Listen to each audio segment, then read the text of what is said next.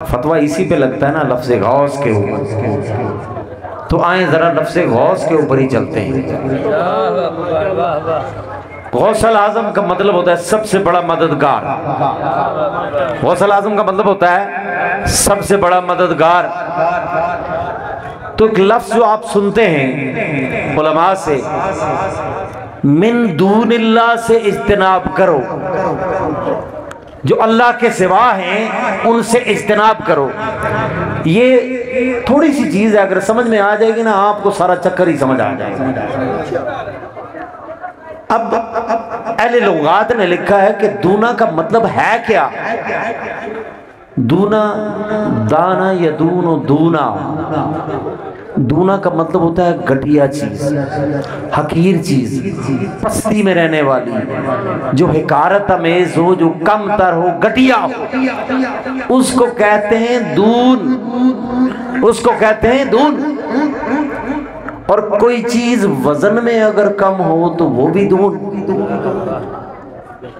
اور یہ من دون اللہ، سوائے اللہ کے، لغوی اعتبار سے تو اللہ کے سوا ہر چیز من دون اللہ میں آتی ہے نا،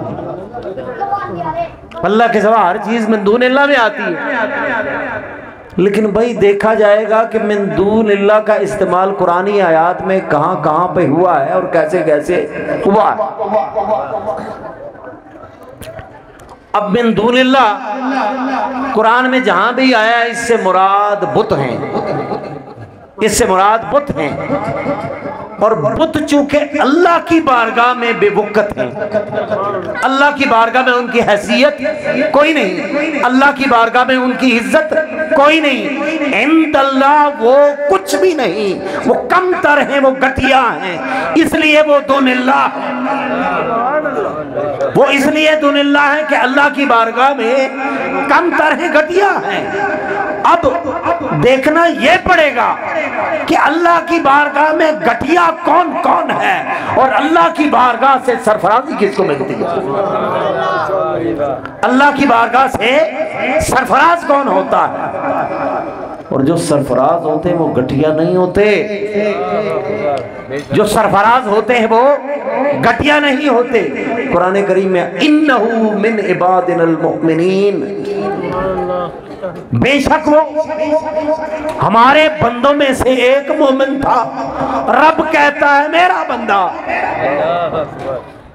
تم کہتے ہو گھٹیا ہے، رب تو مومن بندے کو کہتا ہے وہ تو میرے مومن بندوں سے ایک بندہ ہے۔ تو جو اس کا ہوا تو پھر وہ گھٹیا نہ ہوا، جس کو وہ اپنا کہہ دے وہ غیر نہ ہوا، جو غیر ہوا وہ اپنا نہ بنے۔ تو دیکھنا یہ پڑے گا کیا انبیاء کرام کو آپ دون اللہ میں ڈالیں گے؟ کیا آپ انبیاء کرام کو دون اللہ میں ڈالیں گے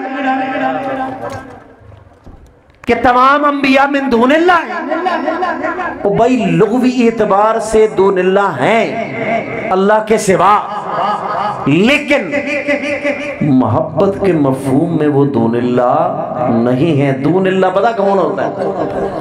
جو اللہ کا راستہ چھڑا کر، جو صراط مستقیم سے ہٹا کر اپنی طرف بلائے، اللہ اس طرف ہو، وہ اس طرف ہو، وہ کہے ادھر کو نہیں جانا میری طرف آنا ہے، وہ ہے دون اللہ۔ اور جس کا راستہ الہ کا راستہ ہو، جس کا راستہ خدا کا راستہ ہو، جب بولے تو بات توحید کی کرے، جب بولے تو بات حلال کی کرے، جب بولے تو بات فرائض کی کرے، جب بولے تو دلوں کو سیدھا کر دے،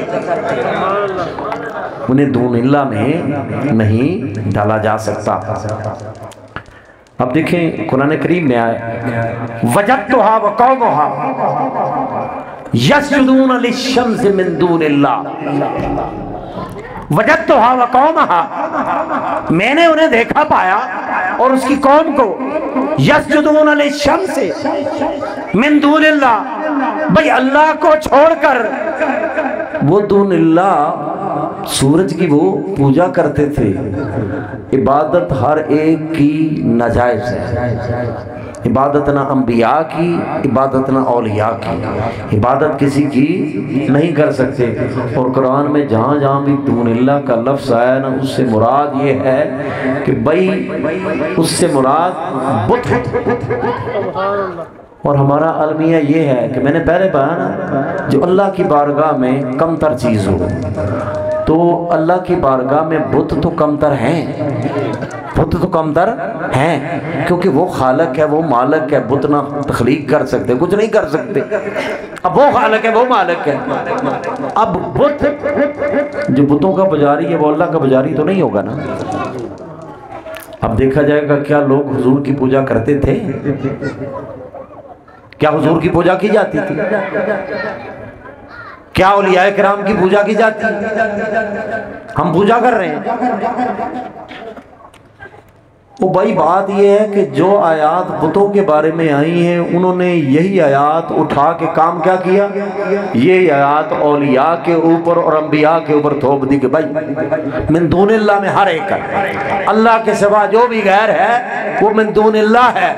اگر اسی بات پہ آئے نا، ایک ہے خدا، ایک ہے غیر خدا، تو غیر خدا ہر ایک اگر نعوذ باللہ استغفر اللہ اگر آپ کے معنی لیے جائیں، اگر ہر ایک گھٹیا ہے تو گھٹیا میں تو پھر سارے ہی آ جاتے ہیں۔